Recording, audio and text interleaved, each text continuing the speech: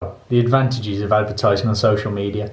You've got a broad reach. Millions of people around the world use social media personally and for professional purposes, whether it's Facebook, whether it's LinkedIn, whether it's Instagram, even right down to things like TikTok now, where you've got a massive reach and different demographics are working with them across the board.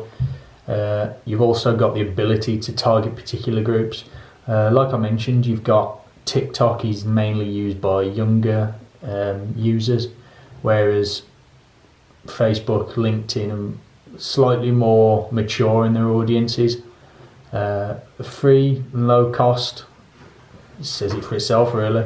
They're free at the point of use. Some aspects charge, like LinkedIn Premium, but you can still use the main majority of the platform for free. They're personal. You've got a personal response. You've got the personal touch to customer queries.